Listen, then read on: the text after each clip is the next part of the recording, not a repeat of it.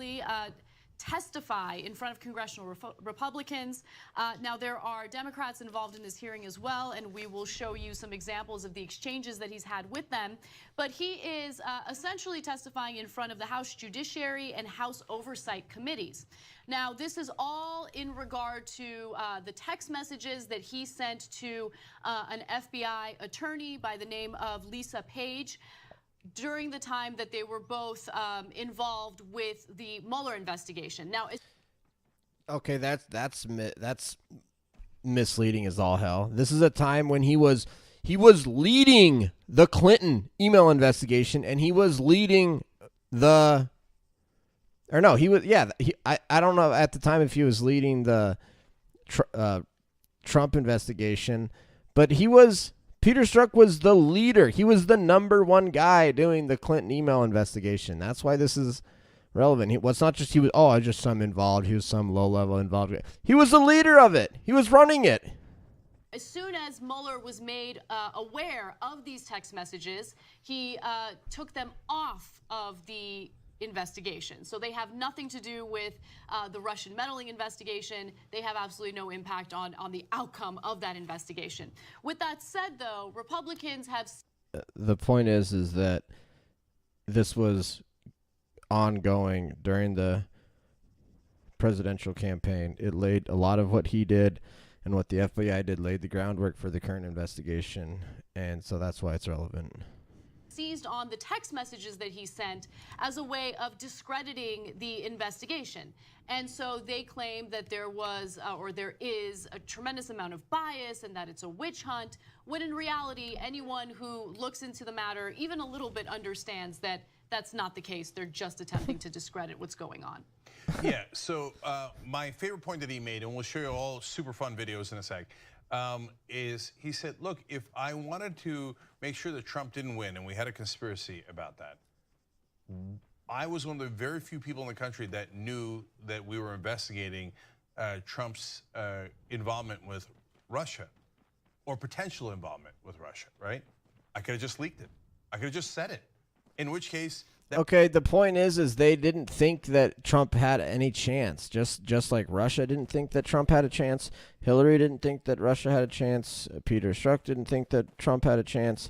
Nobody thought that Trump had a chance, which is why they actually went out of their way to come out and say, hey, we're reopening the Clinton email investigation, because they wanted to be seen publicly as being sort of opposed to Hillary, so that when Hillary won, they couldn't be accused of being biased. It turned out it backfired and Trump ended up winning. But the reason that nobody came out and said that, and the reason that the FBI did come out and say, oh, actually, we're going to go ahead and reopen the Clinton email investigation, was so that they could come out and they could appear as if they're harming Clinton when they were really biased as all hell. That would have tremendously hurt Trump's chance of winning the election. But we didn't leak it. I didn't say anything. So if I was trying to interfere with the election, I had a curious way of doing it because I didn't interfere. Why are we watching the Young Turks? They're the regressive left, the way I see it. No, I agree. I watch them because they're easy to make fun of and they're easy to do reactions to. They make stupid points that are fun to rebut. Fear. And that is a devastatingly good point. So he makes a lot of good points. Look, I was not Zip, you're pretty funny. Until I saw the way that he is fighting, essentially, during these hearings. He represents a level of strength that I wish that we would see from some of our elected officials. Yeah, the Young Turks is definitely like the toxic, hate-filled, intolerant left. Totally. Officials on the left. If that's what you mean by the regressive left. And he is not allowing them to walk all over him. So I want to give you a quick statement before we go to the first round of videos. Let's go to graphic 2. He says, I have the utmost respect for Congress's oversight role. But I truly believe that today's hearing is just another victory notch in Vladimir Putin's belt and another milestone in our enemy's campaign to tear America apart. Damn. And some of the exchanges... Yeah, so disingenuous, because the entire Mueller investigation is a victory notch for Putin, which is run by people on the left, or promoted by people on the left like these Young Turks, and they're the ones that are actually trying to discredit America's government's legitimacy. So like, so disingenuous and just really the opposite of the truth.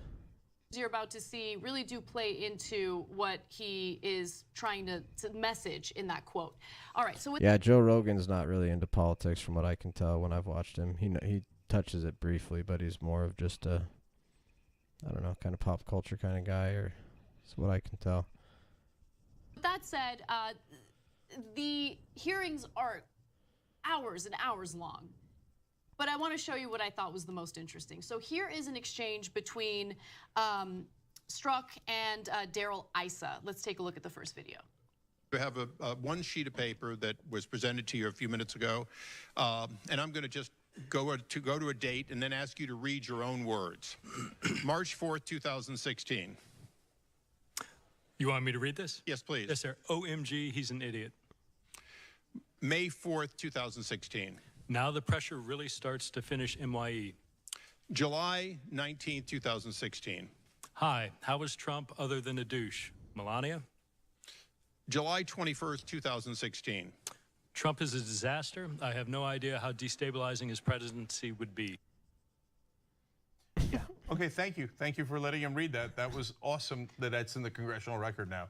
So he didn't think that Trump was smart. Hold on. The point is, the reason that they did that, and the point that they did that is because the mainstream media and the legacy media would never report on this stuff. And so Americans, most of them didn't even know that the guy at the FBI that was the #1 person running the Clinton email investigation during the campaign was a virulently anti-Trump guy. That was the point of it.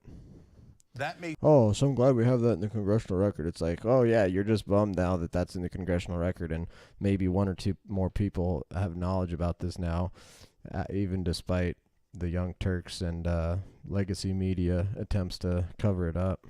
him perfectly suited for the Federal Bureau of Investigations. Okay, if you Rogan's all about climate change. I'm sure he is. So professional, so unbiased. investigated Trump's intelligence, you would conclude that he's not very bright. I love this too, how Cenk Uygur is obsessed with saying that Trump is dumb. And it's like, yo, who won the presidential election? Who thought that Hillary was going to win? I mean, who had a mental breakdown on election night? Like, the fact that Cenk Uygur is so arrogant and thinks he's so much smarter than Trump. I don't know how people watch this shit, honestly. This is just not good for your mental health at all. I would love to conduct a I'm gonna polygraph watch 60 test seconds on of this Trump's more. current advisors and aides and ask them, do you think Trump is a smart person? Or the Republican congressman asked No, I can't handle it anymore. It's too dumb.